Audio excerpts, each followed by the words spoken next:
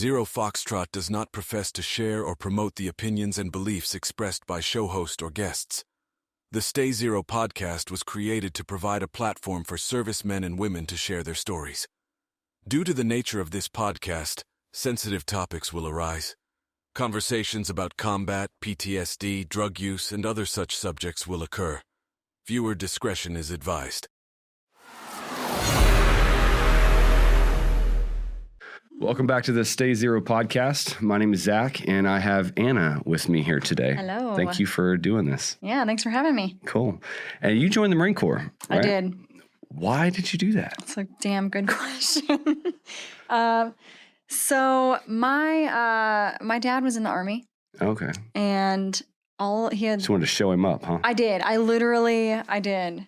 I was like, he had a brother that was like Navy and one that was Air Force. And my mom had a Vietnam Marine as her brother. Oh, wow. And I met him only a couple times, but I was like, now that guy's fucking badass. And so I was like, I want that. Yeah. And so, yeah, I had to show up my dad, and he didn't even care. So there was that. But it was cool. I joined when I was 17. Okay. What year did you go in? 2006 to 2010. Nice. And so I turned 18 just a couple days after going. And what was that like? What were you expecting? And then what did you get? Honestly, it happened so quick. I dipped in when I was fresh 17. And I know everyone talks shit about the recruiters, like not guiding us, but they really, I knew nothing. Yeah. And I did PT with the local recruiters down by the mall. And so just running and trying to do, was it here in Austin, local? No, this was in Tukwila, Washington. Oh. Which is close to SeaTac Airport, okay. out of Seattle. So, my recruiter, I did really well considering a lot of the Marines that are taking the ASVAB. Comparatively, I did pretty well. And I had no idea what I wanted to do. I have no idea why I chose Motor T, but they all looked at me and they're like, "Are you sure?" And they're like, "Your ASVAB score, you can get another job." And I don't know if it's just me being stubborn or what, but I was like, I want to work on trucks. And I'm like, I'm from Washington State. I'm not even country. And so that's what I chose. They're like, you could do a helicopter mechanic, which hindsight would have been way cooler. Probably, yeah. Yeah, for real. But so that's what I did. Yeah. So what's that schooling like, that pipeline? You went to Parris Island, right, for boot camp there. And then where did you go for Motor T school? Man, so Motor T school is at Camp Johnson in North Carolina. Oh, so not far. So no. Yeah. And then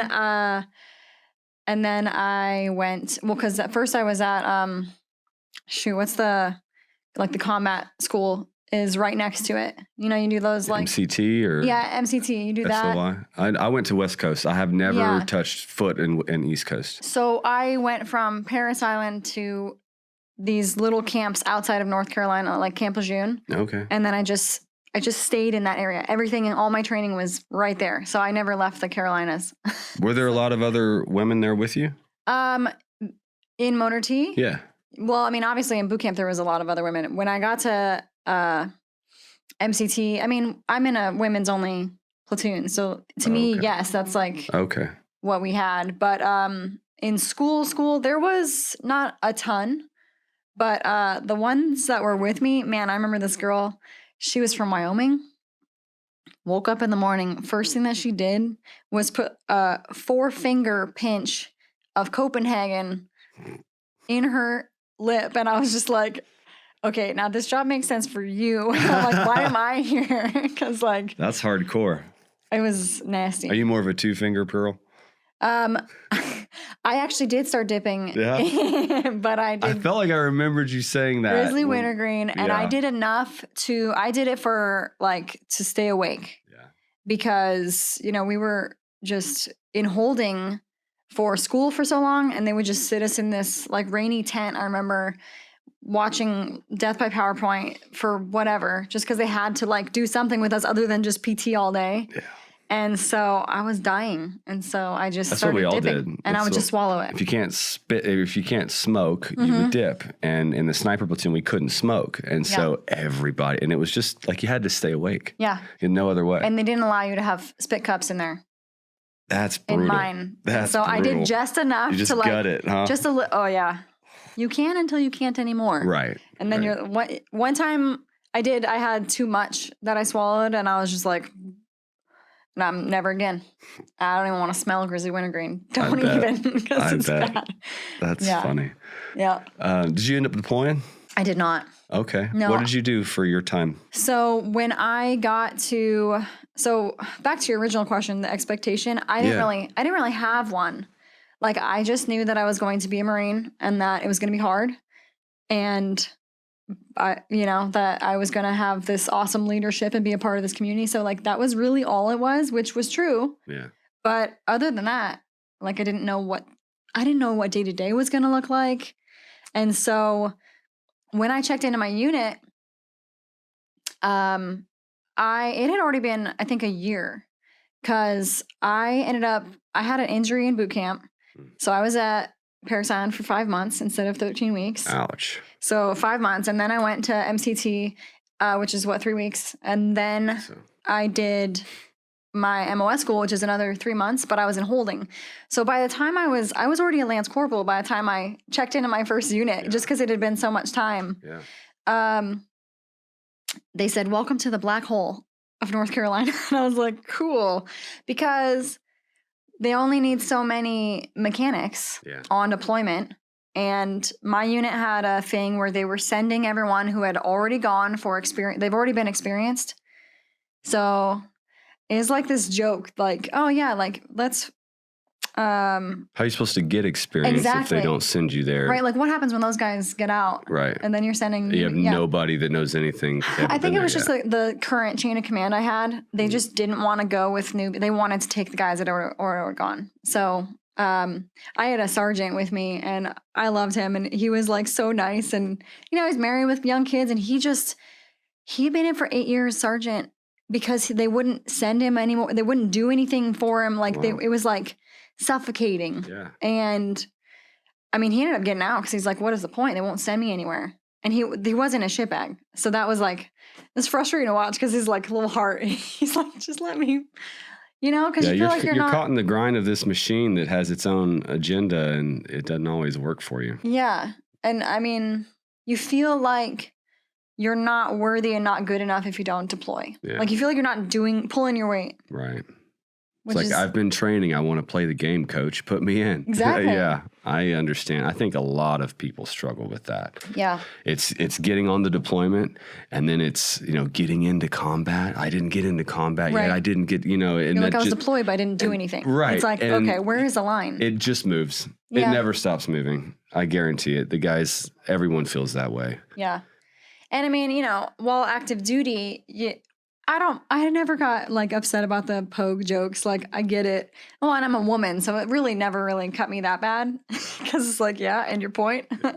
But I think that it's when we like pushing past the pogue comment, we all knew that logistically speaking, like Marines can't do shit without supply, even though you want to call them whatever you want to call them. Sure. Like you still need those guys. Like it's a team. But it's hard because we give each other the most shit. Oh, for sure. Yeah. In good fun. I mean, most of the time. Most of the time. Yeah. Yeah. Okay. So when you said you got out in 2010? I did. Yeah. Man, I mean, I was very moto. Like, I mean, I got my stupid stamp on my wrist. That was when I was 18, like right as soon as I got to the fleet. Yeah. I was like, give it to me. Is that a motor T tattoo or no? A It's Marine just Corps? the EGA. Oh, nice. Yeah, my mom was so mad. She's like, get it smaller. I'm like, no. I had big plans too, and I thought it was an original idea. That's how naive I was. I remember texting my drill instructor with my buddy Ray. We were joining together, and we were like, you know what would make a really cool tattoo? The Eagle Globe and Anchor. He's like, wow. No shit, boot. And we had plans to do it, and I never ended up doing it. I don't know if he did or not. Dude, I know a Marine, my buddy Ian, he literally probably got out, I don't know, 5 years ago plus. He just got one on his left arm, but the same exact style that I just did. I'm like, dude, what are you doing? I'm like, we call it a stupid stamp for a reason. Like we got it when we were active duty because we were all like gung ho. They issued them out at SIF. Right? It's like, you forgot yours. Yeah. There was a guy that got Semper Fi in between his shoulder blades, but it was written in like terrible old English because it's off. So it was right off base. It looked like it said Semper Fu. And so he was like the karate guy from then on. That's funny. That was good shit. Yeah. I remember we had a guy in my sniper school that got Scout Sniper down his triceps like a week before graduation. No. It's like, dude, that was a ballsy move. He's like, graduated. Don't tell anybody. And I was like, he made it, right? He did. Okay. He did. Thank God. I was like, man, you couldn't have waited a week. But yeah, it's fun. Everybody does silly. I actually never got a tattoo. I ended up getting branded. A Marine Corps brand? Ish. At the time, Where is it? On my chest. Oh my God. It was in school, or actually when we got out, and back before the SS had all of that, publicity. That was what you got. It was Scout Sniper, and we ended up getting branded with the SS with like a soldering iron. Yeah, that sucked. That sucked. And that was good for me. I'm like, I don't need a tattoo. I think I'm good. You burned me. I'll wear that forever. I can't take that off. So yeah, even if you get that covered up, it's still there. Like scar tissue. It's really bright in the summer. I'm sure it is. Yeah, because I turn red and it stays white. Yeah. How bad did that hurt? Actually, during it wasn't terrible because it was so hot. It just melted the nerves. Sure. And I was like, The healing was brutal because to get it to keloid, you have to constantly scrub out the scab and make it scar. Oh. And they gave us this like lidocaine numbing cream that I think had alcohol in it. Oh, so and perfect. I would just like try not to cry in the shower because it burned on a scale of 1 to 10, like a 27. Right. And yeah. I mean, that makes sense. I've not had any crazy burns that bad, but burns aren't fun. It's the after. Yeah, it's the after. And that's not even when you're trying to mess with it. Yeah, you're right. Yeah. Okay, so you got out in 2010. Where'd you go after that? Yeah, so, typical, I followed a guy to his home state in Wisconsin. I was dating a guy in my unit. He got out maybe 8 months before me. Okay. And so I was like, well, if you're going to stay and wait for me to get out, we'll go up to Wisconsin together. Yeah. So he did and we did. And I broke up with him like a month later. Well, because at that point, when you get out and you tell them where you want to use your money to travel. I was in North Carolina. Smart thing would have been to tell them Wisconsin. Well, no, I lived in Washington. So they would have paid me for that much further distance. Yeah. And then if I wanted to go back or something to Wisconsin. But I split the difference and went half. But that was all the money I had. And I used the rest of it to move there and get settled and live off of. And so I was kind of trapped there. And so I stayed there. I had another enlistment, 4 years in Wisconsin. Really? Not enlistment. Just I just mean I spent all my money moving there. I was 22. Yeah. And I knew nobody once I broke up with him. And I was just like, cool. I live here now. What did you do? A little bit of everything. I drank a lot. The day I got out, the day I moved there, I painted my nails black and I got my ear pierced up tall. Okay. And so I was just kind of living. Active rebellion. Yeah. Okay. And so it was a college town in La Crosse where I was living. And so it was just a strip bar. And so I was just hanging out, meet people and trying to live, I guess. And then I ended up being a store manager of a Zoomies. What is that? Zoomies? You don't know Zoomies? Mm-mm. Well, it's based out of Washington. I just know that's when the dog runs real fast from one room to the other. True. Zoomies is a skate and snowboard shop. They're originally from Washington State. I'm from here, so we don't have those. Well, I think they have them. I mean, people skateboard in Texas. Okay. So it's skate, and they do a little surf stuff too in states that have surfing. But so, I mean, they sell Etnies and Nikes and all sorts of clothing like that. Like an REI sort of apparel outdoor. It's a lot more skating now. Yeah, it's more like punk. Like it's more for like the younger generation. Hot Topic. Yeah, it's more on the lines of like PAX on Hot Topic. It's a mall store. Okay. But so I started working there as an assistant, and they kept promoting me, and so I started being a manager of that, and I just stayed and did that for a little bit. All right. And then I was like, why am I still living in Wisconsin? Yeah. I need to get that while I'm glad you dropped the accent. That's good. It comes out when I drink sometimes. Oh, really? I can't help it. Like, it's the O's. Okay. Don't you know? They really I just talk think like Bobby's World. That was my only exposure. Was growing up watching that. Yeah. I went up to like Upper Michigan, and they really talk like Fargo. Like Really? I thought it was exaggerated in the movie. Yeah. No. No. I was like, is this real life? I was in a bar, like snowboarding at like a ski resort, and I heard this guy down the way, and I was like, what the heck? That's okay. funny. It was entertaining. So how'd you get away? I was trying to get my boss to transfer me back to Washington because there's stores there, and I was like, just send me back. Yeah. And so did he send you back, or did you go somewhere else? No, because every time I was like, hey, I hate it here, I need to leave, she was like, please stay for one more season or just a little longer. And I was like, I know how this game's going. So I called her from Montana with my U-Haul, and I was like, hey, I'm done. And she's like, she tried the thing again. And I was like, oh, you don't understand. I left. Like, I didn't even say goodbye to my employees. Like, I wrote them a schedule, put my assistant in charge, made sure everything was good to go for a couple weeks. Like, you know, payroll and merchandise and everything. Oh, yeah. Yeah. Queen Sometimes of Irish. You got to do that. I was queen of it. I was in like a situation where I didn't have a choice because she was like pressuring me to stay. And when I would tell her no, she somehow twisted it. And I'm like, okay. So I just left. People like that are fun. No. I'm actually very good at saying no to people and having boundaries. Yeah. But I'm just like, I'm not playing this game with you anymore. Good for you. So I left. And went and What was in Montana? That was just along my road trip. Oh, okay. I was about halfway home from Wisconsin. Okay. Yeah. It was in January too, so I was like making that trek in the middle by of the yourself winter. In a U-Haul through No, Montana. I had a friend with me. Okay. Yeah. I had a friend that worked for the company with me. He's like, cool. He's from Washington. Your Jerry Maguire exit. Who's coming with me? Mm-hmm. Yeah, my employees were pretty mad because they're like, wait, you quit? And I was like, yeah. Well, you'd be fine. I only knew you for 2 years. They'll hire somebody else. That's what companies do. Yeah.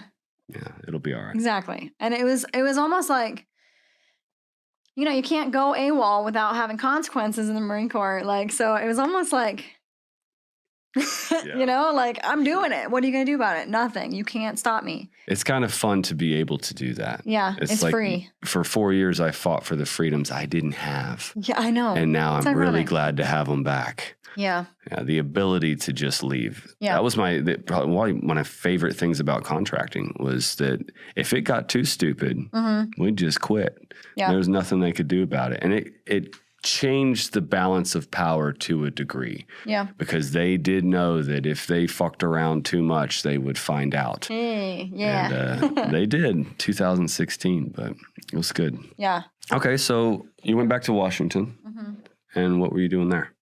You know, I think that I had lived there my whole life, and Is it good to be home? Felt like that's where I was supposed to be, and so I just went because I was like, "Oh, I know this is what I know," and I was like, "This is furthest from the truth, actually." Really? Because I got back and I hung out with my old friends again, whom a lot of them, I mean, I love them, but like they were still doing similar things. Or working the same job, or, you know, they hadn't really grown much. And granted, we're still in our 20s. Like, it's like, whatever. Yeah. That's what it's for. But, I was a snowboard bum for a little bit. And then I started to be an RSO at a gun range. Oh. And then I got promoted to being the assistant range master there. And I was doing NRA pistol instructorship. And I was like, this is cooler. I mean, I literally got that job because of my clout, so to speak, from being a Marine. Sure. My buddy was like, hey, the range master, he's prior law enforcement.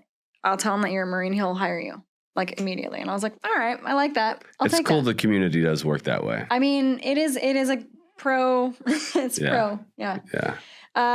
But yeah, so I was just like, I don't want to be here anymore. And I felt it kind of lingering, but I didn't have anywhere else to go. I didn't know what else to do. And I traveled a bunch. And you know how when you travel, you're like, I could see myself living here. Like, I feel like that about everywhere. Every vacation I've ever taken. Right? Yeah. It's just because it's like a crush. Yeah. The first few months are always wonderful. And then you settle in anywhere. And then it's like, okay, do I really like this? Yeah. Then you find out the taxes. You're like, oh, shit. Yeah. That wasn't even on my mind when I was that young. I was like, but so, yeah, I had an idea. I don't know how much you know about Washington and if you've been there or not. Only once Tacoma for a wedding. Okay. It rained all 4 days that I was there. There was moss everywhere. Yeah. I had never seen that. It's beautiful. It's absolutely beautiful. But your windshield wipers better work. Yeah. Yeah. I actually didn't even use my windshield wipers growing up. I got the Rain-X cleaner. That works. And then that stuff beads it off way better than, because sometimes the windshield wipers aren't enough. Yeah. Yeah. and they're expensive now. They're like $80 for windshield wipers. Yeah, for the good ones. Hell, yeah. that's bullshit. I don't know. But Washington is very much known for coffee, especially outside of Seattle. Really? Does it grow there, or is it just a community of coffee connoisseurs? Yeah, I mean, that's where Starbucks is from, downtown Seattle. Like, the first store is a huge destination for people. It's down on Pike Place Market. And so people go there to go into the first ever Starbucks. Wow. I mean... Are you a Starbucks drinker? No. Me either.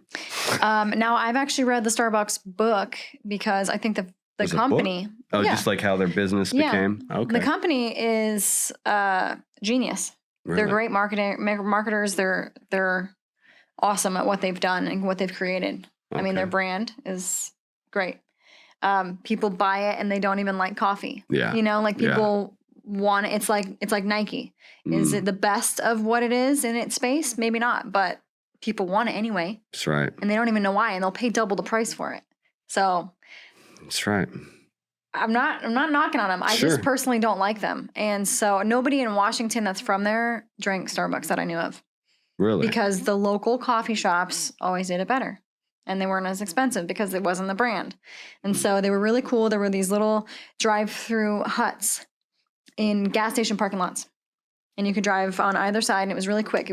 They're tiny. Yeah. And... like a food truck for coffee? Yeah. Okay. At almost every intersection, every gas station would have one. Wow. Like it's a thing. And it was really great coffee. And so that's what I wanted to do when I moved back to Washington. And immediately I was like... What about that made you want to do that? Just because I've been obsessed with coffee since I was a kid. Like, I started drinking... I have 2 older sisters and a mom that I grew up with, and... they would all leave work or school, like leave the house before me. And my mom would have a pot of Folgers back in the tin can. And I just took whatever I could get. Like, I didn't know how to make it, but whatever was left in that pot, I was like, mine. Because they would leave. And so they wouldn't tell me I couldn't drink it. Yeah. So I was drinking coffee I was probably like 10, 12, somewhere in there. Like, Arby's shaking. Too early to drink it. I mean, and my mom probably didn't make it super strong. So that's fine. I mean, but, I've always loved it. And so I was like, that could be cool, like to have my own shop.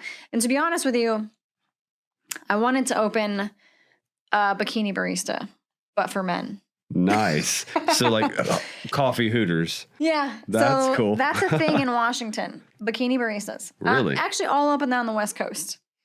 So although they do tend to be known for prostitution rings. Oh. So you got to be careful about who you hire. but I was like, there's never any hot guy bikini baristas. I'm like, what is that about? And now looking back at it, I'm like, well, they would have been gay, and it would have been gay men going primarily, I'm sure. Yeah.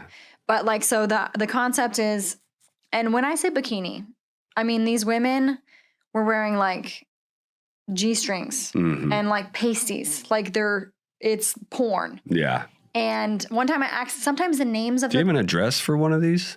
Just research purposes. One time so the names sometimes are very obvious that it's a bikini barista. Sometimes they're not. Okay. And so I accidentally took my 7-year-old nephew into a drive-thru and I get up there. Now the windows are cut low, so you can watch them make your coffee. That's not by accident. And I was like, no, of course not. Yeah. What's really annoying is when you go through the drive-thru and there's a guy in front of you and you're like, okay, I got to go to work. I want my coffee. And they turn their car off. And you're like, okay, yeah, no, we're not doing that. Go inside if you're going to try to pick her up. There is no inside. Oh. It's a drive-thru only. But you're not stopping me from getting to work. I will get out of my car and fuck you up. Yeah. Move. Get a big truck, just push him. But the thing is they made better coffee. And it still wasn't priced higher. The milk was fresh. It wasn't priced higher.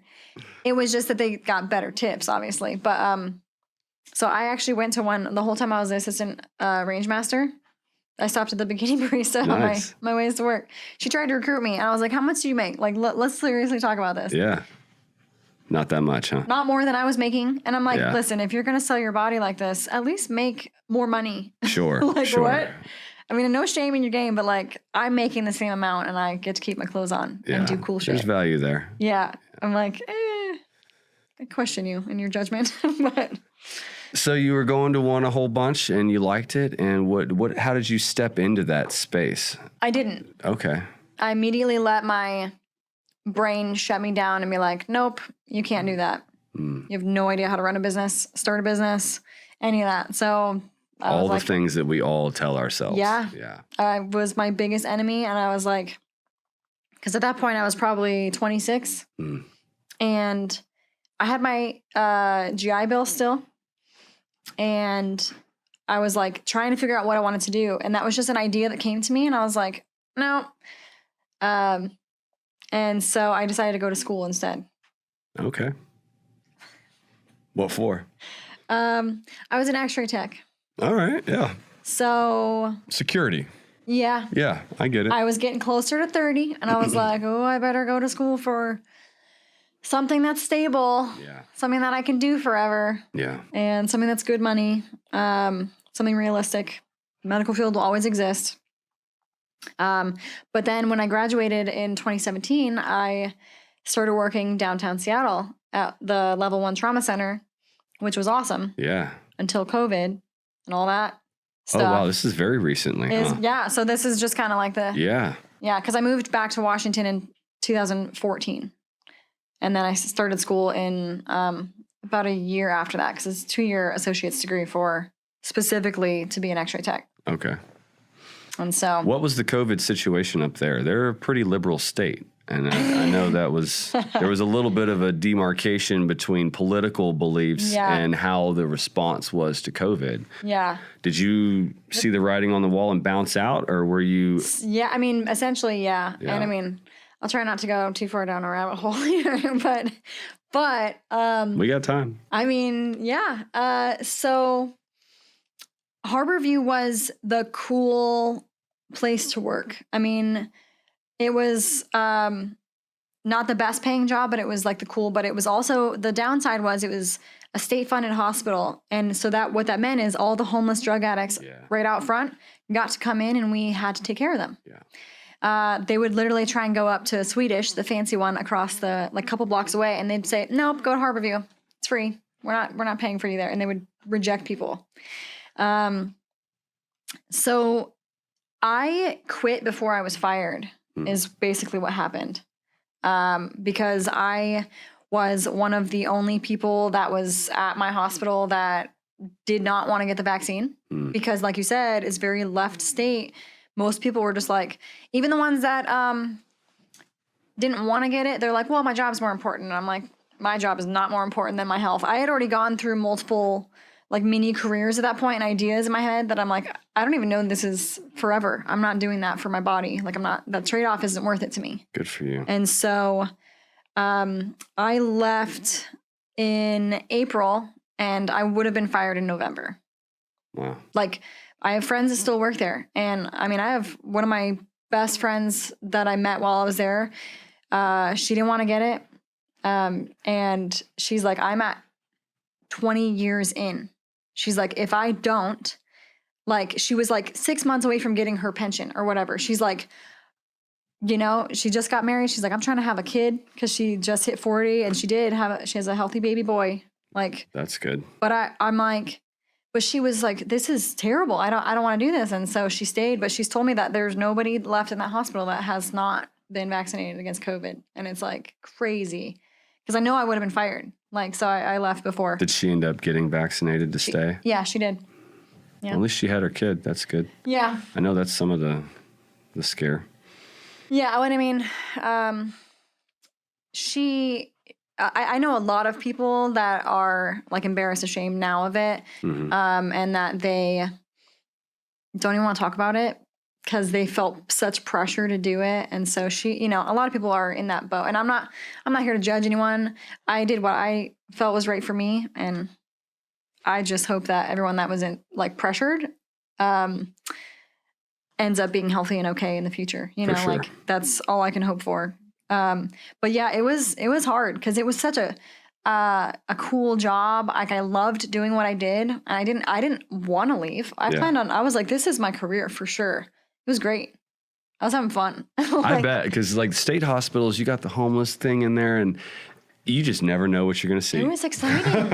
I would be like, sign me up to work on the 4th of July because I want to see how many people's hands got blown up. Yeah, right. Like it was exciting. Yeah. I saw more action at that hospital than I did in the Marine Corps. Yeah. You know, I have a friend who was a nurse in Houston, same situation, working at a state hospital, and he has the craziest stories of like literally getting into fights with patients that'll punch him and kick him and having to hold him down and just chaos. I mean, I never had crazy. I've seen some crazy stuff. I had a mentally ill person like rip my hair like unexpectedly. I went in the room and she just like grabbed and pulled. I'm like, I had short hair. Turned it white? I had short hair. Yeah. I was like, I thought I'd be safe, but no.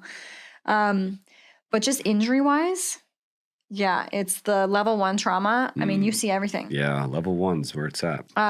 One of the coolest situations that I saw was this kid, and I mean, I can share it because him and his girlfriend have an Instagram page where they talk about their whole story, but I was just there for it. And I follow her because he's still alive against all odds. Like he's one of like 26 people in the world that, you know, cause there's people that are born without a lower body, but he was in a traumatic, not a tractor, but a forklift accident.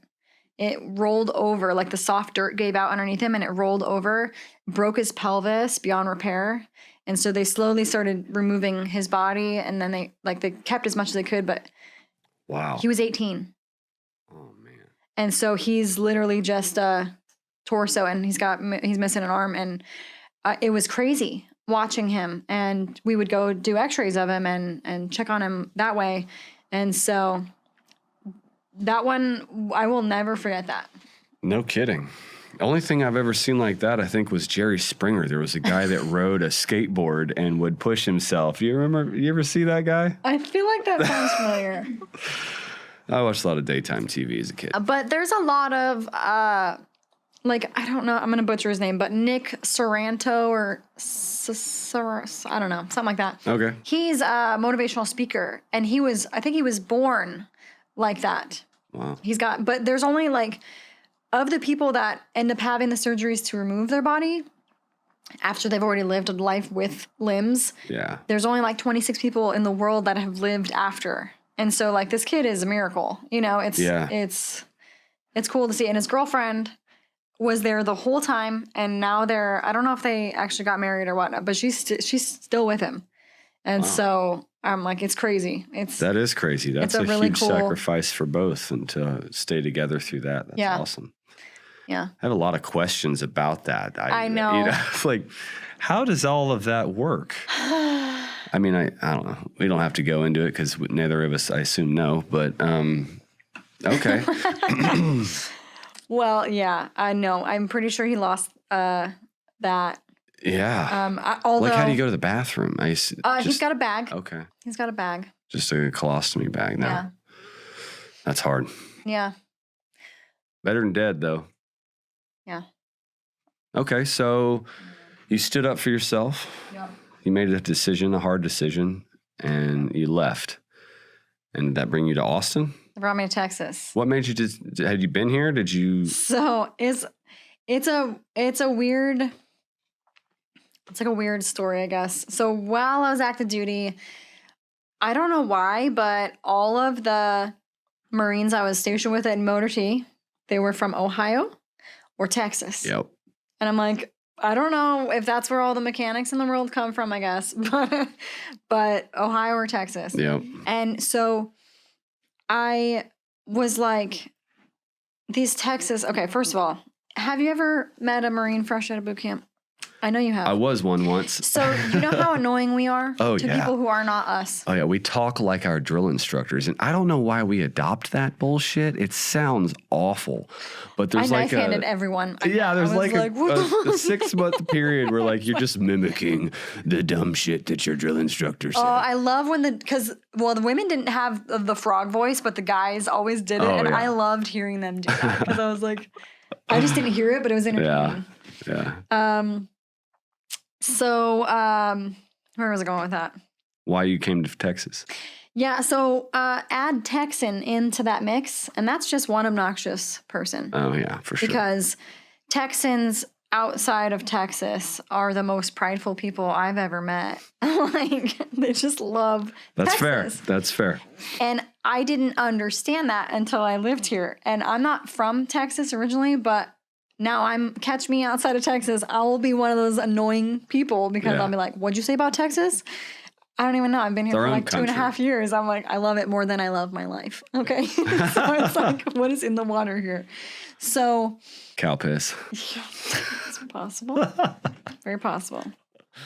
So one of the Marines I was stationed with, actually he deployed as I was like checking in, but my roommate in the barracks, which there was like 4 females in my unit. 3 of us lived in the barracks because 1 was married. And so she was like friends with his best friend. So we didn't actually know each other, but like we just kept in contact on social media. Sorry, I talk with my hands. You're good. I'm not Italian, but so we just kept in contact on social media. And when I had a friend in Washington that did Irreverent Warriors hikes, have you heard of that? No. Okay, so Irreverent Warriors was created by Donnie O'Malley, who's I want to say Marine captain, I'm not positive, but he, very stereotypical Marine, like pretty boy, like you're questioning whether or not he's gay or straight, nobody knows, but he did funny videos back in the day with his grandma.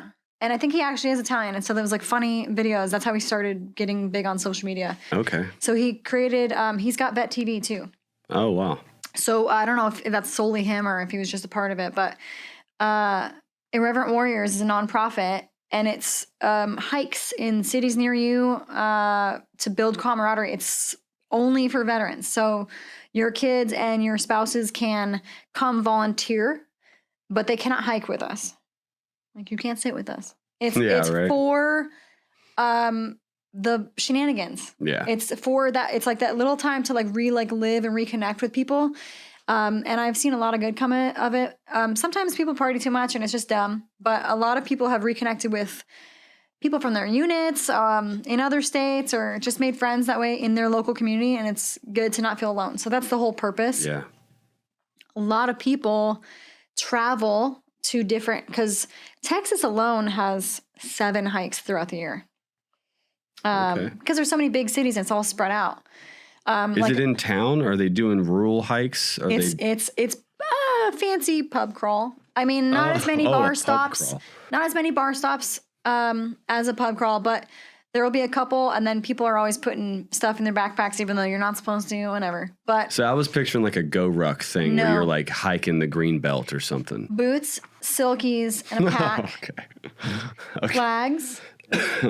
And yeah, I mean, you don't have to wear that stuff. I don't wear boots anymore, primarily because mine were stolen, but they're also terribly uncomfortable to hike in, even on a walk in the street. Like, but it's about 13 miles, give or take. Like it's a day thing. 20K, right? Yeah. Well, the goal was to have it be 22 kilometers. Okay. For the 22 a day that commit suicide. That was like kind of the goal. It's whoever organizes it does it according to their city map, but it is through town because it's to build awareness. Sure. Not just for other vets that haven't participated in it, but just for people. Is this like 20, 30 guys or like 300 people they have to get a permit for? There's permits. Oh, we get right. police escorts. Wow. They'll get Humvees from the local bases to like follow for a fallout truck. Wow. It's a fallout truck. Yeah, or like volunteers. I mean, we've had guys in wheelchairs come with. Well, they're just rolling. What's the hard part for them? In Seattle, rolling uphill. Manually. Somebody hold me back. Well, because they're stubborn. They're like, I can do it. I can do it. And I'm like, all right, we're just going to stand behind you just in case. Watch you roll back down the hill. But, yeah, I mean, a lot of these guys don't do any activity except for this one hike a year. So, yeah, there's a fallout truck. But there's plenty of stops. Like, it's not designed to break you. Yeah. But so I made friends with an old Marine. And I say old. He's probably in his like 40s, but he acts like he's 100. We call him Old Man Rivers. Okay. He just like every time he would hike, he'd be like, my hips, my back. We're like, dude, you're not even that old. Yeah. You're not overweight. Like, Marine Corps has a way of doing that to you. And so he's like, hey, let's go do a hike somewhere else. Like, let's go to one of the other states. Like, let's just go buddy up and go somewhere. He's like, where do you want to go? These are the ones I'm interested in. And I was like, Fort Worth, Texas. Let's go. And I'm like, let me see what all the hype is about. Yeah. All these Marines I've known forever. Talking about Texas. I had a guy that he would not say the word Texas. He only said, it's Tejas. And he would do that to you, like all serious. I'm like, okay. But was he Hispanic? No. He was a really tall white dude. Wow. He was like creepy, like one of those dudes where like you'd run into him and you'd bounce back and hit the ground. Yeah. He's just a big boy.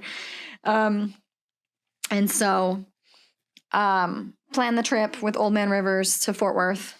That was in November of 2020.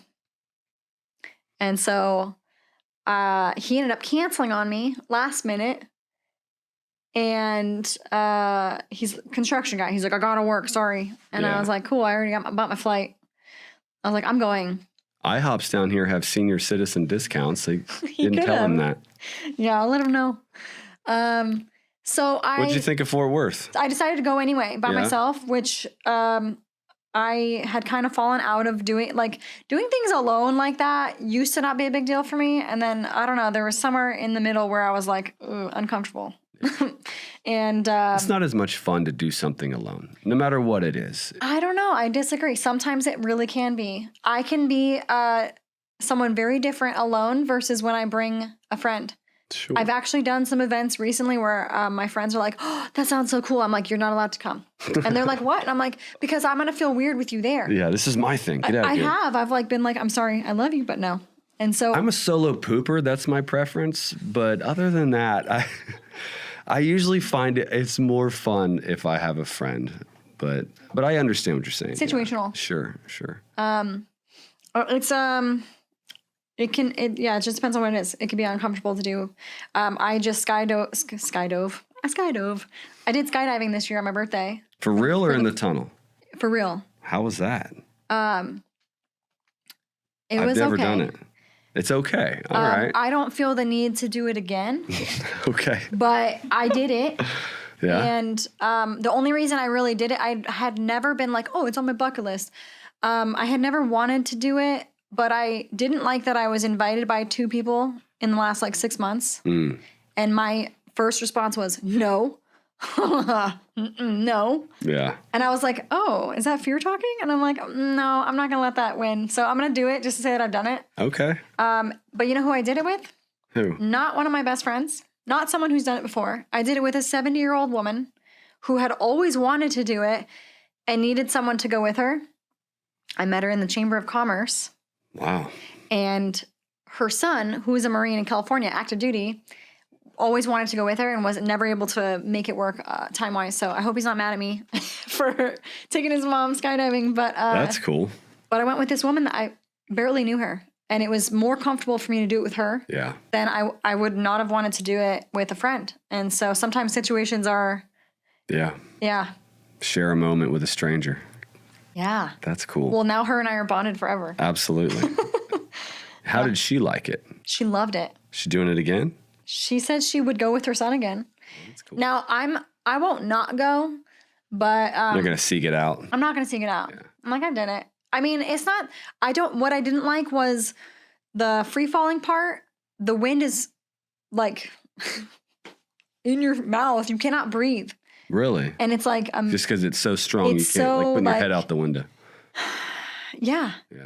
And so once you're falling, great. I do that all the time. If I don't have to free fall as much. What do you mean once you're falling? You mean once you've deployed the parachute and you're kind of gliding down? Yes, it's just very relaxing cool. and quiet. Landing was cool. Okay. Spinning was cool. Like, that was all fun. Were you tandem? Yeah, you have to. Well, yeah, I think you have to be. I think so. The first time. I did in San Marcos. It was good. I mean, I had a great videographer, Yoshi. So there's proof. Yeah, he was cool. I was like, he said he started doing it when he was like 16, and he's like, I can't stop. Wow. And I was like, see, I don't feel that way about it. And that's I have friends that are that way. They base jump. They like go out through their life looking for high things to jump off of. Yeah. See, I like going fast in a car. Oh, yeah. Like, I could see myself driving like on the Autobahn or doing NASCAR or something like that. But yeah, I just don't like the breathing part. Yeah. If I could breathe normally and free fall, I'd probably be fine with it. Okay. So if I could teach myself how to breathe, maybe. Yeah. There's got to be a technique or something. Surely people figure out how to breathe while they're falling. Well, or is it just such a short amount of time that you're just like, ah? Probably. I was scared. Yeah. And so, but also I still plug my nose when I dive underwater. Oh, really? So I'm not very good at like breathing like through my nose. You don't scuba, huh? I got scuba certified. Really? I hated every second of it. I don't Why did you hate it? Listen, one thing about me is I do things I don't like doing just to challenge myself. It's like a thing. I don't like being underwater. That's why I have this. It's Poseidon's trident on my middle finger because fuck the water. Okay. But also like mad respect because it can kill you. Yeah. I'm so uncomfortable being in the water. So you got your scuba certification, though. I never went after I got certified. I was like, nope, that was cool. You got to go somewhere. Mm-hmm. I don't even want to snorkel. I'll be on the boat. Maybe on land watching you scuba. There you go. All right. I'm fine with it. That's fair. I'll go ride an ATV in the jungle. That sounds fun to me. You do Naked and Afraid? No. It's the bugs and the eating. Yeah. That part wasn't fun. No, you've told me about that. I don't want to do that. Yeah, that sucked. No, I'm good. That sucked. All right, so you've dabbled in some skydiving. That's exciting. You conquered that fear. Scuba, you conquered that fear. Told it to fuck off. Yeah, I don't know where we were. We were talking about something, and we got. You coming to Texas and Texas. Fort Worth and doing these hikes. So Fort Worth was amazing. Really? I fell in love. Mm-hmm. With what? Texas. Okay. I had stars in my eyes. It was so good. I mean, first of all, it was November, so the weather was great. Yeah. Everybody was so nice. I went to a random gym, and the owner just happened to be there, him and his wife. And it was the Metroflex, the castle up in Fort Worth. Okay. And he was like joking. He's like, so when are you moving? And I'm like, I'm not moving. I'm just visiting. Because I kind of told him. And he's like, when are you moving? And I was like, I'm not moving to Texas. And he's like, when you do, I'll get the whole powerlifting gang and we'll unload your truck for you. And I was like, okay, but I'm not moving. I'm moving to Austin, by the way. You guys coming down? Okay. So I went home after that hike and I missed it. I was like, I that's where I belong. I need to move. I need to move there. And I was here in April. Wow. So it was, what is that, 6 months? Mm-hmm. Yeah. That's cool. Did you move to Fort Worth or did you just come straight to Austin? I moved to Georgetown. Yeah. Georgetown. Okay. Yeah. Well, how did you settle on that? Needed a coffee shop? No. A lot of Texas needs coffee shops. It's bad. I think that I was debating between Fort Worth and Austin area. Yeah. And I had no like real reason for any of them. Right. And so I was like looking at hospital jobs because I was going to transfer as an X-ray tech to get started. And honestly, I went to a gym in Georgetown and I liked the square, which now I know that all squares look the same. So, yes. The joke's on me. That's I don't know that I've ever thought about that. Every small town Texas has a square and every one of them looks just like that. You know how many times I drive through? I'm like, have I been here before? I'm like, nope, don't let it trick you. Don't let it trick you. It looks the same. Yeah. Funny. So, that was kind of it. Like I went to Round Rock and I'm not going to lie, I immediately hated it. I just didn't like I still don't like going there. I don't think Round Rock has a square. No, theirs is more like, they got that weird water tower thing. Yeah. And theirs is more like a L or like a whatever. Or it's a strange little town. It's a main street. Yeah. Oh, okay. Yeah. Yeah. I don't know. It doesn't have the same feel. Georgetown feels like its own town. Round Rock feels like a place you just pass through. Yeah. That's a good way to put it. Yeah. And I looked into like Cedar Park too, but I'm like, I am too young and single to live here. So I'm like, I can't. Like, I don't have children or a husband to like move into my cute little house in Cedar Park. That's just what the vibe is. That's Cedar Park. You're right. It's suburban. Yeah. Yeah. It's a cool place, but yeah. So that's really it. Okay. So did you find a hospital to work at? I did, in Round Rock. But I was working at St. David's, and I worked there for a year. And it was good. The people were good. I didn't have to live there, so it was fine. They didn't give you shit about the COVID vaccine? Well, that's why I left. Oh. So when I first moved here, it was fine. And it was actually so cool. Like the first 6 months that I was here, do you remember how I got hired as the assistant range master for my Marine Corps clout? Yeah. Well, I got hired at this hospital because of my Harbor View clout. Okay. And I was like, the surgeons, okay, were like, you worked at Harbor View? They're like, do you know this surgeon? Do you know that? And I was like, yeah, I used to work with them. And they're like, okay, we want you in my room. Like, that's cool. They were requesting me, and I'm like the brand new X-ray tech. I felt like my ego was so huge there. It was great. And I had a lot of fun, and it wasn't nearly as stressful. I think it's only like a level, I don't know if it's a level 2, it's 2, 3, somewhere in there, but yeah, there's a big jump between 2 and 1. For sure.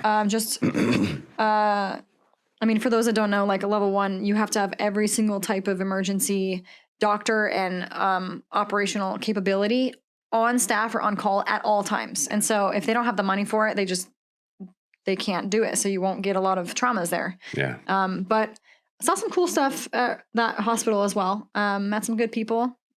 Actually, the staff really defended me, even though they disagreed with me, even though they got the vax to keep their job.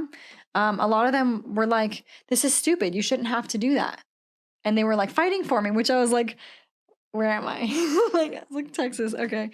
And so, there's a rebellious spirit in this state for sure. Yeah. Yeah. Yeah. And, it was just nice for a change to actually like feel like people had my back. Yeah. Cause I didn't even get into it, but in Washington, like the people at the hospital, I mean, between the election stuff and then the COVID stuff, they just hated anyone that was against what their beliefs were.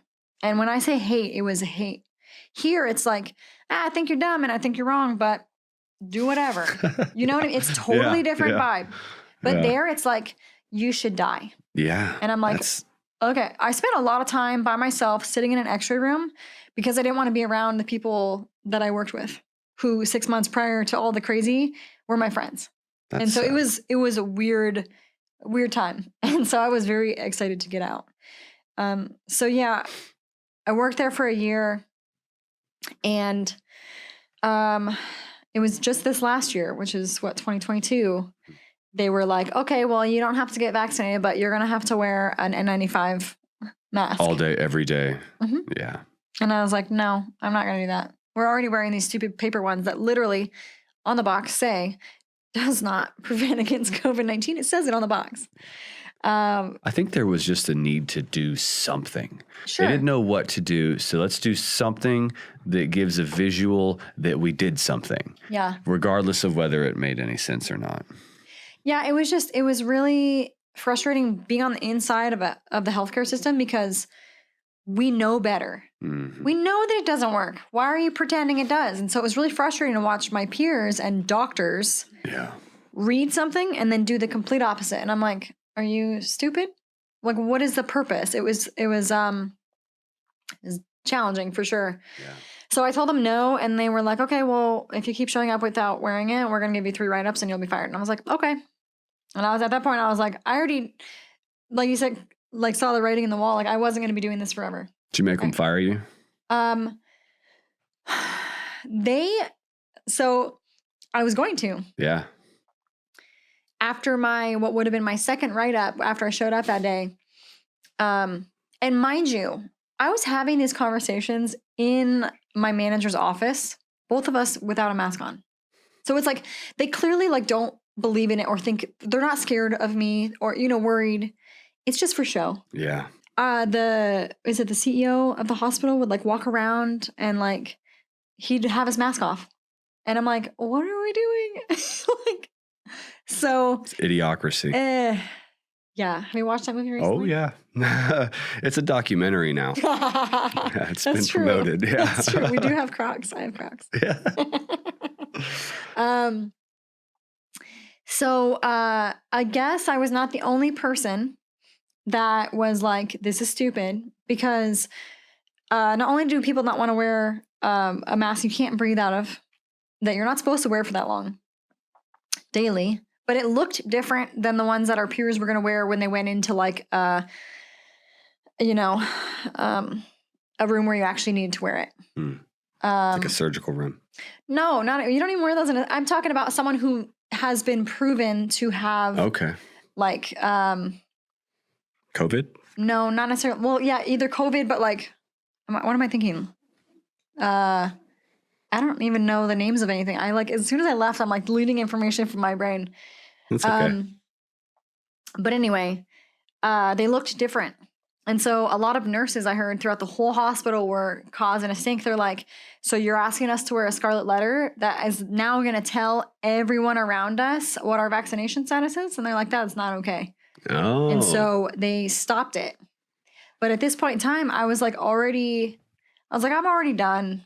Like, you guys, and I didn't want to keep working for an industry that was like, am I going to go in and get fired today for some stupid new change? Like, I was just done. And so as soon as they did that, I was kind of planning my out. And so although they didn't fire me like they were threatening, I ended up leaving anyway. So my last day was Memorial Day last year. Huh. Yeah. Did you have a plan? Not really. Not really. I mean, I was like trying as best I could to like have shit sorted, but like luckily they gave me like a sign-on bonus when I moved down. And when they were going to fire me, I was like, oh, they're going to take my bonus back. Mm-hmm. I luckily had it stashed in a savings account. They're like, you can keep your bonus. I was going to anyway. Yeah. Well, I stayed over the year, so technically I could have, but had they fired me, it would have like, I don't know. They were like trying to, anyway, so I got to keep that, which was good because that was a little cushion. Mm-hmm. But yeah, I had planned to start my coffee company.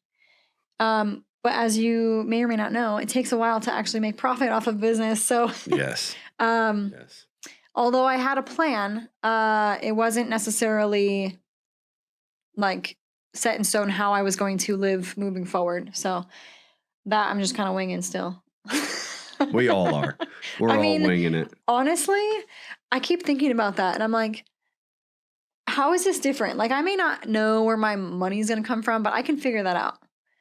But I do know that I'm happier not working for someone else, doing stupid shit and worrying about stuff like that and stressing myself out daily. Yeah. So I think that's a fair trade. Absolutely. And yeah. And when it's your own grind, like I've seen it with the podcast, I don't mind working when it's mine. Yeah. When it's something that I'm representing or it's meaningful to me and I have, this sense of pride about its quality and its production. Yeah. But when I'm working for somebody else, it's not as powerful. Yeah. It's more like, okay, yeah, it's 10 hours, 20. If I work 2 more hours, that's $15 an hour. I don't know that I want to work for $15 an hour. Yeah. It makes you kind of start to go down that pathway. But when it's yours, you're just grinding because you have the vision and whatever it takes to get you to that vision. Yep. What was your vision and how are you getting there? Oh, now we're going into like business planning and stuff. Oh God. Okay. So my goal was to never have a brick and mortar. Like so when I was, in my 20s, I was like, oh, I want to drive through coffee stand. And then I was like, I don't want that because I don't know that I want to stay in this city forever. And I don't want to be tied to a space. Now that I have felt someone try to take my freedom, I crave it more. I feel Welcome to Texas. I know. I'm just like, yeehaw, motherfucker. So, I just want to build something that I can do from anywhere or that I can teach others how to do. And so at some point I can teach someone how to roast my coffee and I can manage it from wherever I am. That's what I plan to do. And so I want it to keep its integrity along the way. The things that my values, like I want those to stay in alignment, but I'm also keeping an open mind to wherever it takes me. And so I believe that everyone we meet has like a reason and purpose in our life. And it's like whether or not we see that and connect those dots. And so it's cool because I've met some people and I'm like, I think I'm supposed to know you. We're supposed to talk more and like, let's see where this goes and what kind of things develop. I don't want to trap myself in a box of where it's going to go. Like I have ideas, but maybe I'm playing small, right? Like maybe I don't know where it's supposed to go and I won't know until I'm further along. And so that's just kind of what did you call it? What is your... my coffee is called Hard Charger Coffee. Nice. Yeah. All the Marines are like, yeah. And actually a lot of Army and cops have used and known that phrase as well, or that name. Hard Charger, yeah. Yeah. Oh, yeah. Hard Charger. I don't know which camera I'm looking at. Any of them work, I think. Yeah.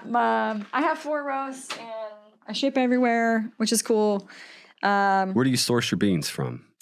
I have 6 different countries I get them from a wholesaler in Tomball, which is outside of Houston. Wow.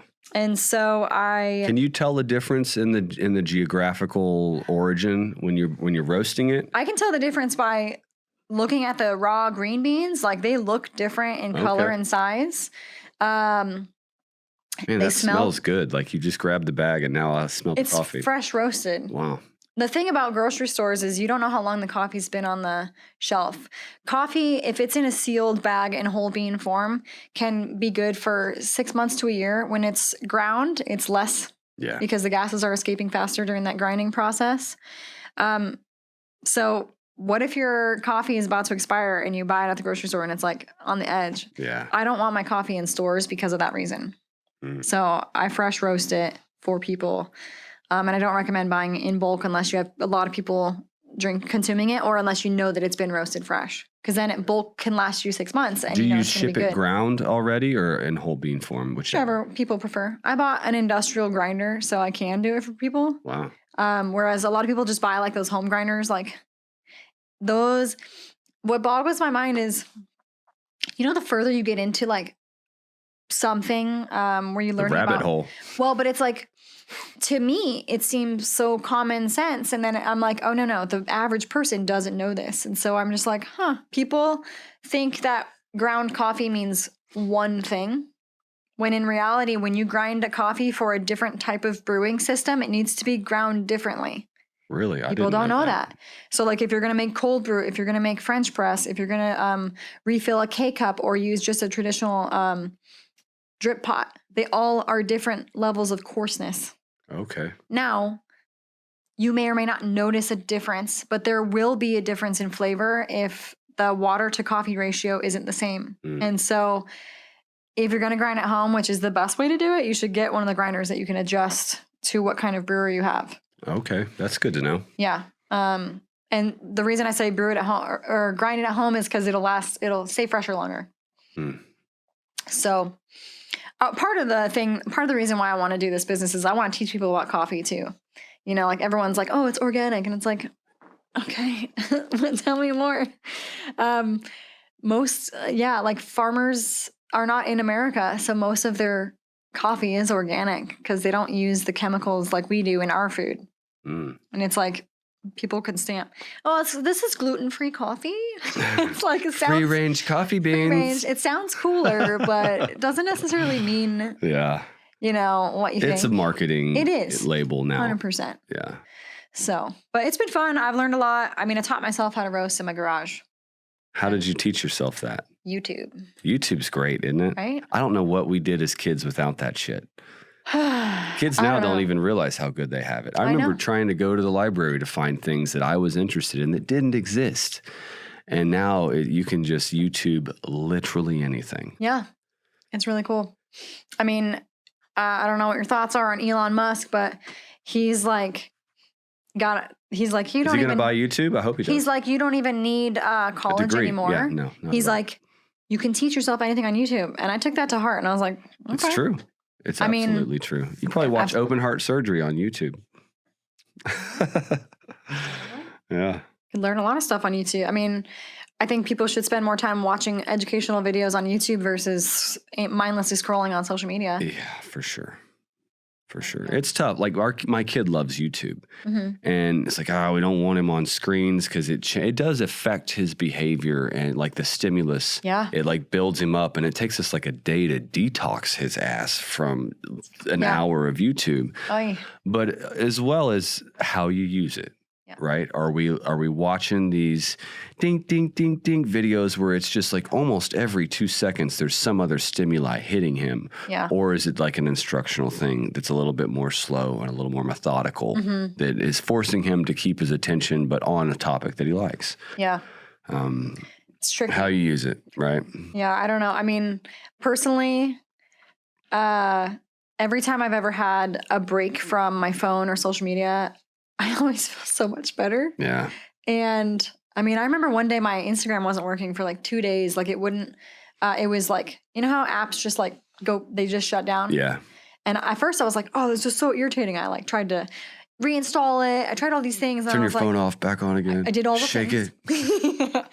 And then I was like, whatever. I'm just going to do something else. And I like taught myself how to make something that day. I went to a bead store. And I made a mala. What the hell is a mala? A mala is a meditation necklace made with specific stones to whatever it is you're like seeking to, like, you know, if you want to feel protected or if you want to, like jade, you want money coming into you. Okay. So you pick stones and there's a way to do it. And I bought all the things and I bought the beads and I picked it out and I made a freaking mala. I made this necklace from a jewelry, like out of pieces. I'm like, okay, so 2 days without internet, and I'm like... over here making shit. Right? And I just felt so good, and these creative juices were flowing, and I'm like, why can't I do that? Like, why don't I choose to do that more? Knowing it's like we know better, and we still don't. Yeah. It's crazy. That's a good point. I don't know. Do you do a lot of meditation? I want to. Honestly, I've been wearing my mala to sleep because I'm normally a really good sleeper. But lately, so the mala, the idea is there's 108 beads, and I might be messing that number up, but you're supposed to count them. And so the idea of counting it is supposed to distract you from your other thoughts because you're focusing on the counting. Sure. And so I wanted to make one to help myself because I'm learning more about it, but it's a hard practice to get into. Yeah. And, I'm learning the difference between like actual meditation versus like mindfulness, and those being like thought of as two different things. Because some people believe that meditation does not mean sitting there without allowing thoughts to come into your mind. Some people think that you're supposed to allow the thoughts in and process them. And mindfulness is targeting your thoughts on one thing, which could be nothing. Yeah. Which is what monks do. We're not monks. No, so it's not. like meditation could be focused on like thinking about one specific thing, So when I wear my necklace at night, I'll touch it and I'm like, I want to sleep and I want to wake up feeling rested and set an intention. Yeah. And so it kind of like brings peace and calmness. And so does it work? I think so. Okay.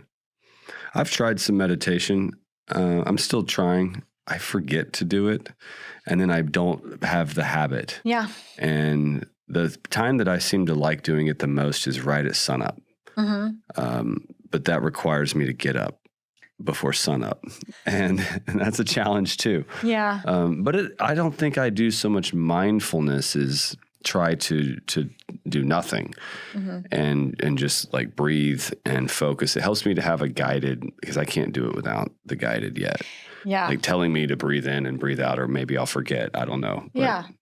I mean, it does feel good though. When you hit that, like, it's almost like a daydream type of state where you get high off breathing. A little bit. Yeah. Yeah. And it's then crazy. I feel this tranquil kind of euphoria. I'm like, oh yeah, that felt great. Now, have you done breathwork classes? Wim Hof stuff I've played with, but that's all. Have you done breath work? Yeah. What is that like? I mean, honestly, breath work is like, I think you have to have the right person doing it, like the right coach or guide, but it's like Wim Hof, but not as aggressive, I guess, because he's just like not as Austrian. Yeah. And you're like, there are no breaks. I get a hyperventilated high when I do the Wim Hof. It's for the sure. same concept. For sure.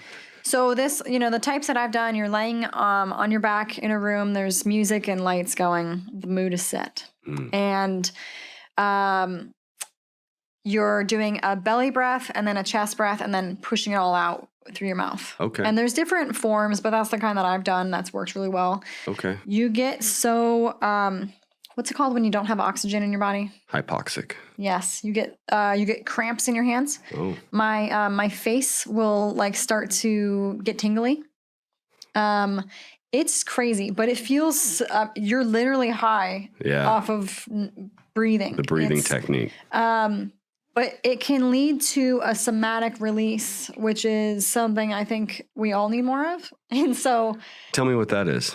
Now, I'm not the best, I'm still learning about this, so bear with me. But you'll have Google, look it up. Google it. I will just tell you about my last experience, and then you can kind of define it from that. Yeah. But I was at a women's retreat. There was 10 women.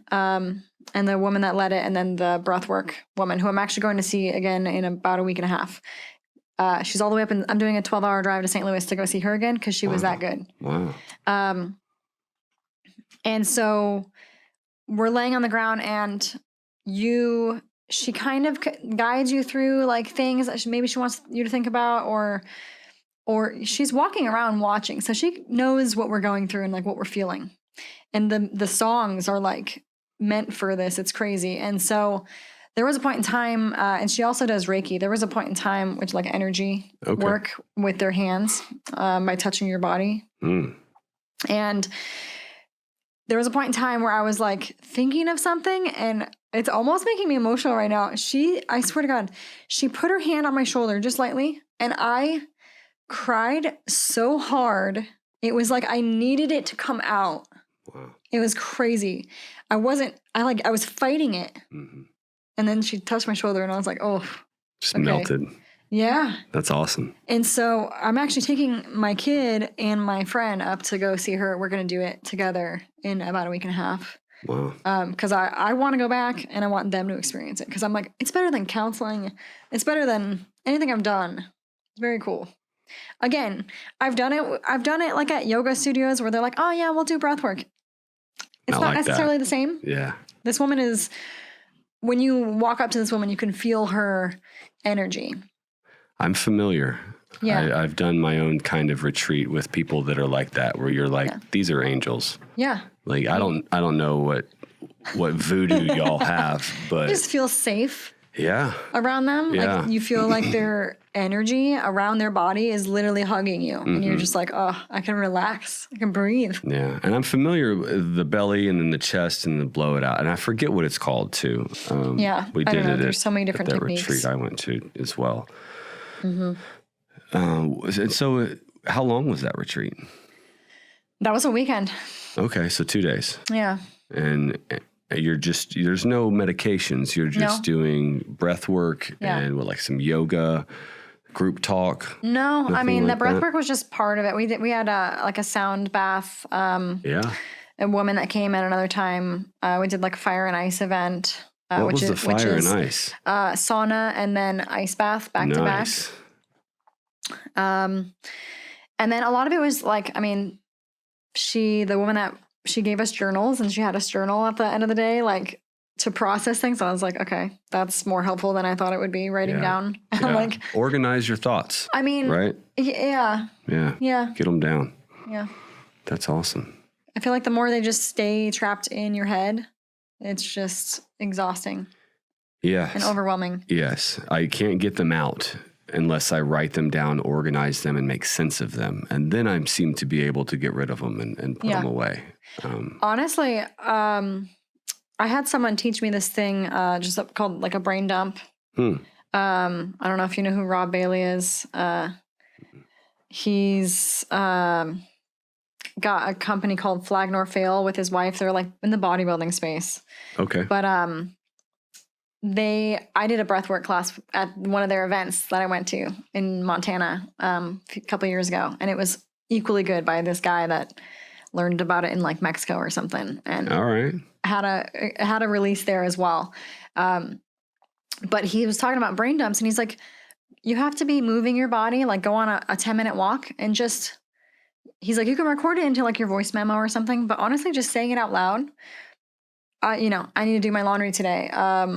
I forgot milk at the grocery store. I need to send these orders out. I need to buy stamps. Like just saying anything that comes to your mind. Like I felt like crap when this person said this to me yesterday. Like anything that's still lingering in your head, even the stupid little things, if you just say them out loud, I was like, why is that so helpful? No one's even listening to me. Yeah. I'm not telling a friend. I was just telling myself, and it felt so good to just speak it. Bitch out loud. Yeah. Well, I was like, I had to have my headphones on. No music. Yeah. But I wanted people to think I was on the phone because I didn't want people to think I was crazy, just like walking down the street talking to myself. But that was really helpful. Same kind of concept as journaling. It's just verbal. Yeah. So whatever works for you. So how did you find this? And is this what you're doing to kind of help you with this transition to civilian life through career to career? Like we've all built all this shit up, right? And then either meltdown or breakdown and when it just hits us. But if we could take control over that and do sorts of things like this retreat, do some breath work, find a community that helps you release that shit on purpose so that it doesn't catch up. Yeah, I mean, I think that none of us know what the hell we're doing or how to make it better, but I want to try as many things as I can and not just like, I don't want to just wait. Mm-hmm. It's almost weird. You said the word control, and that's like, it's a really hard word for me because I am like very type A and I want to control everything. And so my thing is almost opposite. It's like, I want to learn to let things happen and let it go. Yeah. And just let it be and not freak out. Yeah. So I'm like, very uncomfortable. Just try psilocybin. I'm just kidding. We'll talk more about that later, why that doesn't. We've already had the conversation. I'm just giving you shit. Yeah.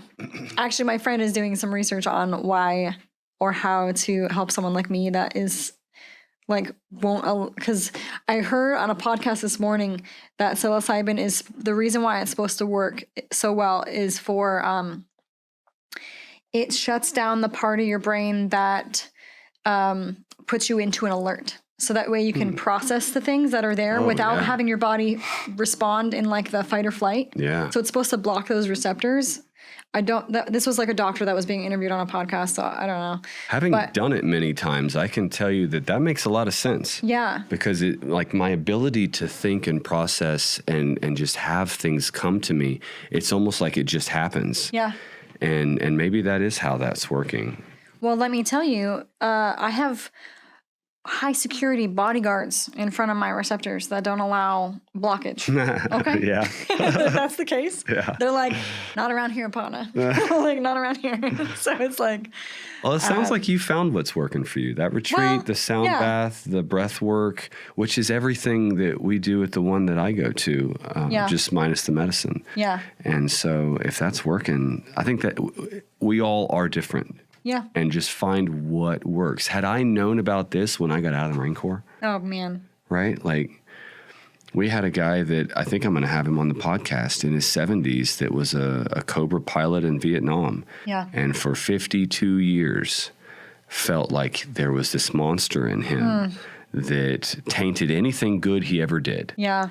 And he was finally able to put that down and put that away and be like, you know what? The past doesn't exist. Only right now. I am not that person. Right. But I have learned from that person, and I really am a good father and a good husband and a good friend. Oh, and that's hard. How do you do it? He was at the retreat with me. Okay. And he was terrified. But he participated in the psilocybin. I love that. And when he came out of that, it took him some time to process it, but I went and met with him a little bit later, and he was a changed person. He said he had jumped out of bed and like was giddy. It's like I felt like a child again, and I don't even know why. But he took off that pack he was carrying for years. A 50-year-old pack. He was able to set it down, and it was beautiful, absolutely beautiful. That's very cool. And whatever it is, I think we need to be aware of that. It needs to be done with intention, and we need to pursue our mental health with intention in that way. Yeah. And learn to put our shit down. I think, honestly, like, everyone is struggling with that we need to redefine what purpose in our lives is. And, like, as we grow and as it changes, and purpose is not making a ton of money and being successful in a job. Like, you're not going to be proud of yourself for that when you die. Yeah. Like, how do you get past that? And obviously you still need to have money for living in this. We do live in America, you have to in the grind, world. Yeah, you got to do it, but it's not everything. And so I think so many people, everybody's dealing with that in their own way. I don't know. I think that people just get caught up in that, and they feel like they're trapped.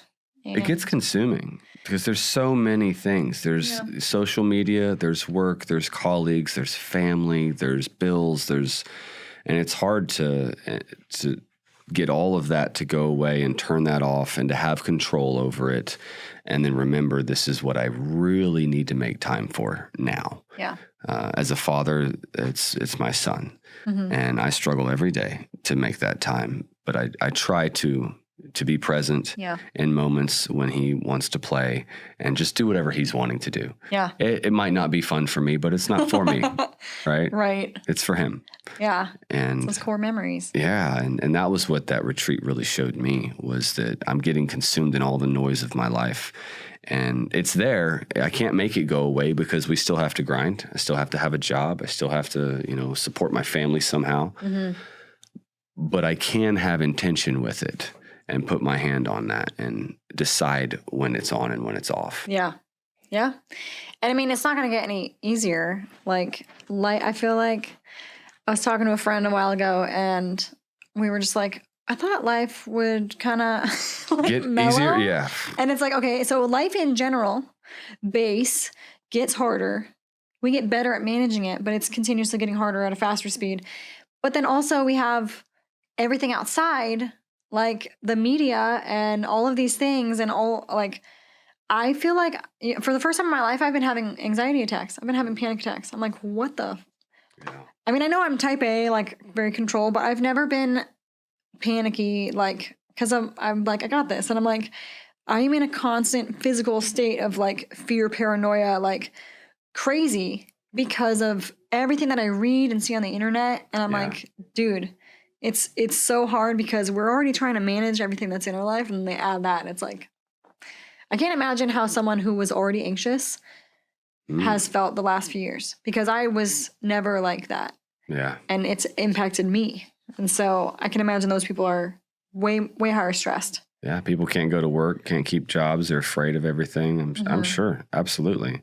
And then had you stayed in a place like Seattle or with those people and in that community and not been able to, this isn't for me, I'm moving on. I was stressed out going to the grocery store because I would go in without a mask on and I would get yelled at by strangers.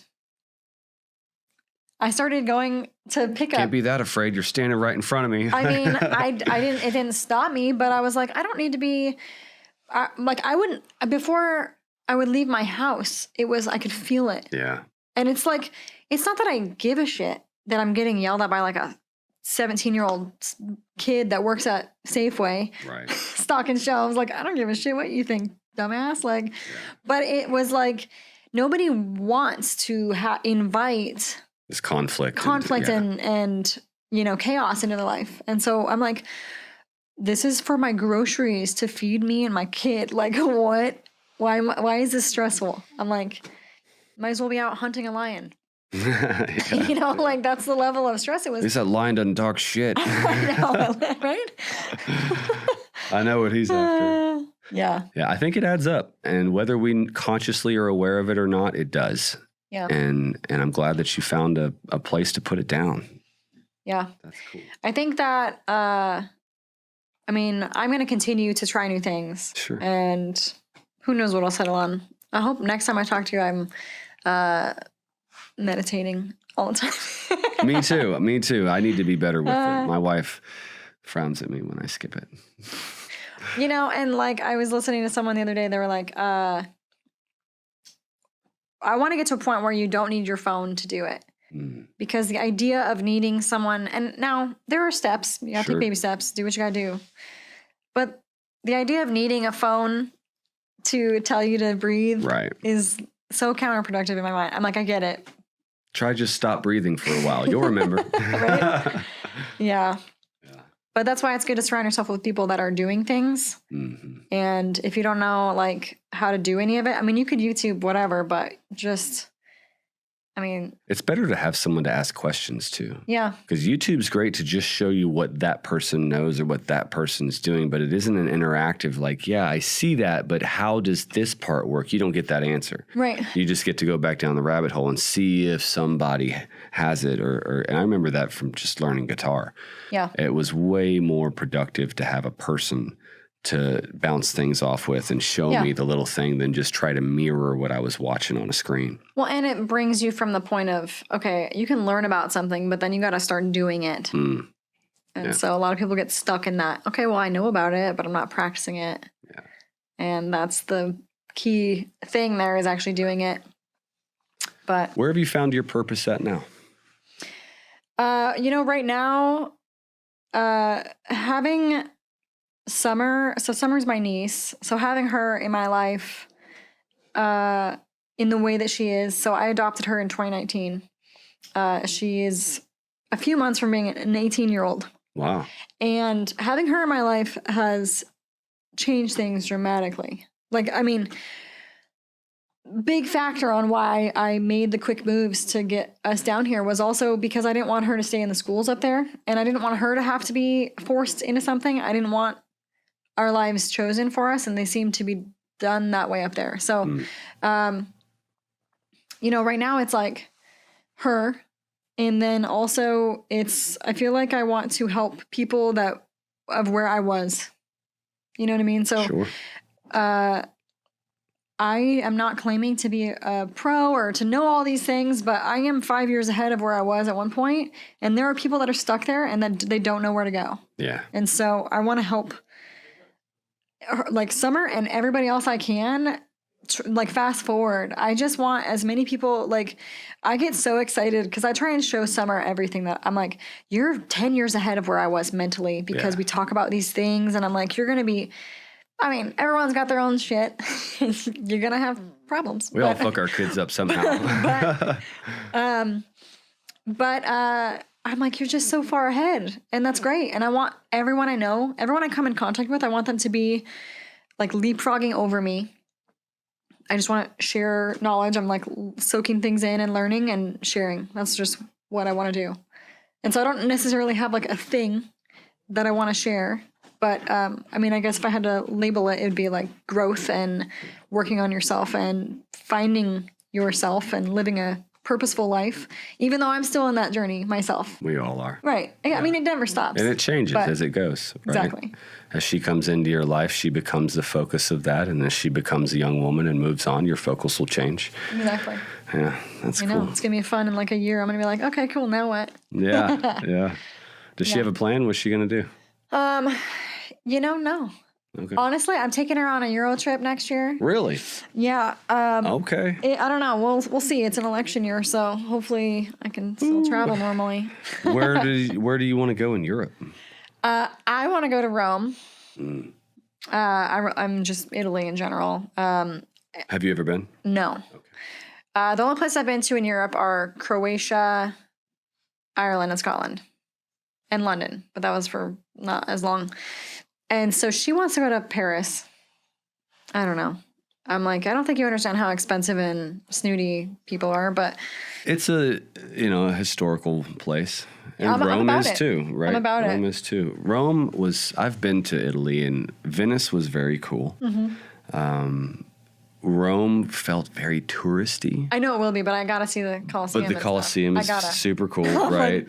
Just pay people to fight here. Yeah, like I gotta. Yeah. They do lots of tours. It's how much money you want to spend and who you want to do the tour guide with. The Leaning Tower was fairly anticlimactic. It's just a little tower with a building that looks like it was built wrong. Yeah. I think,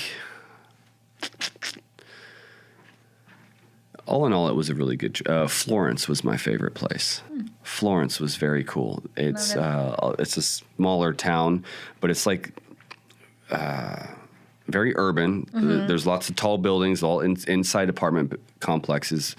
But you'll come across this block where it's like someone just picked one of the buildings up and removed it. And there's just a big flat pad there, and everyone goes there and parties at night. Nice. And so you just walk by, and people are in these little 5 to 10 group cliques playing guitar, chilling, like a college campus probably. Yeah. But they were just locals. Yeah. And that was very fun. And we're pretty open and warming and welcoming, and we sat at a restaurant and met people there and talked, and they were from the U.S. You hear people speaking English. You're like, hey, where are you from? Yeah. Did you say Texas? Best friends? Do you want to just do the whole trip together? Yeah, right. But that's awesome. So I think we're going to do like Italy, Spain, Paris, and then fly out of London. Just do like a little snake and train it. Hit the milestones. Yeah. And I mean, you know how like they say every parent like tries to implant their dreams onto their kids? Sure. I want to give her the travel bug because I feel like most people I know, if they could go back in time, they would spend a year just dicking off and traveling. Because that's half the reason why people join the military is they're like, I'm going to see the world, Mom. And they're, nope, you're going to see North Carolina. Yeah, right. Iraq, that's all I saw. Right. I found a group or community called Crew Wanted, and I got the sailing bug.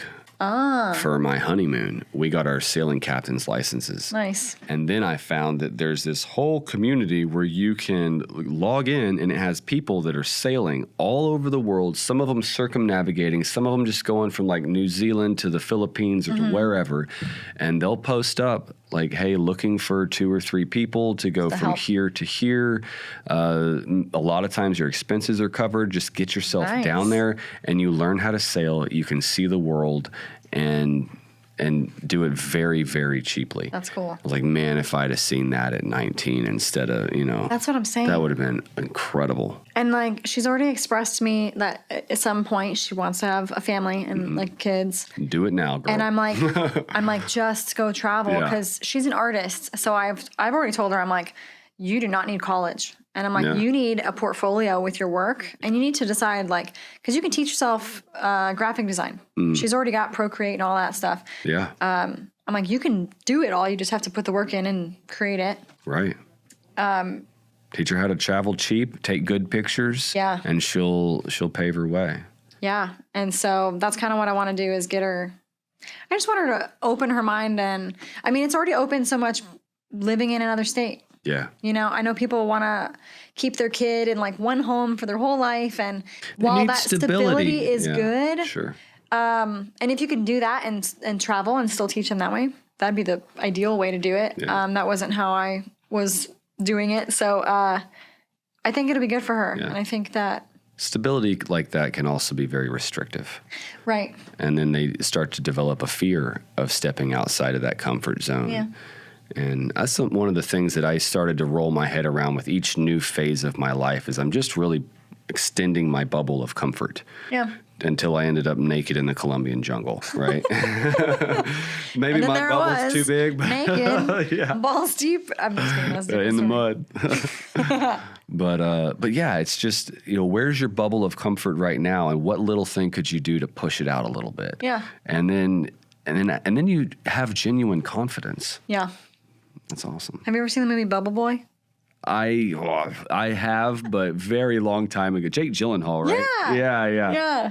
He's got like all the allergies or something, and his mom's supposedly right. I don't think he actually did. I think that she was like hypochondriac or something. Yeah, Munchausen, I think, something like that. And so he was living in a bubble, and then he ran out, rolling down the street in a bubble. Yeah. Yeah, I know. You can. I mean, like you said, we all fuck up our kids in their own way, and so it's like they might have a fear of it, or they might never want to. They might be turned nomadic and just be like, I don't want to stay in one place. And so I think a good balance, as best you can balance it, of like stability and exploring, keeping an open mind is good. But hopefully she, takes her 20s to just kind of live a little and explore versus work. I mean, you have your whole life to work. Mm-hmm. And work is not it. Work's so dumb. No, you're not going to get to the end of your life and wish you had worked more. I know. Yeah. A lot of people, that commercial that I shot with ZF, like a lot of people were like, dude, I had never heard that quote before about like getting to the end of your life and like, looking back and wishing you had done it and like viewing it from that perspective. Sure. Like people don't think about that. But if you think about our ancestors, like they all knew death was coming and they thought about it often. Yeah. And they thought about it like probably daily. What am I doing right now if today was my last day? And people are like, oh, that's deep, that's dark. Like, okay, but it's also reality for a lot of people. When I came out of that last retreat, I think the psilocybin shows you all kinds of shit. And one of the things that it did to me was it rephrased the question, what are you going to do today, to what are you doing with this day of life? And that just, for whatever reason, when I say that to myself, it's acknowledging that it's a day of life. Yeah. And that will end because there's also death. And so this day, is something special. You might want to think a little bit more about, I'm going to go to the grocery store and then watch reruns on Netflix. Like, okay, that is an option. That is a way. But you're probably not going to be 80 laying on your bed and go, man, I was glad I saw that for the 5th time. Right. Oh, those Netflix shows really. That was such a good show. Really made my life such a great watching. show, right? Yeah. Yeah. Well, I'm excited for her and for you and your business. That's awesome. It's really cool. Yeah. Big things coming. Absolutely. Yeah. Thank you for coming in. Thanks for having me. Yeah. Stay zero. Stay fucking zero right now.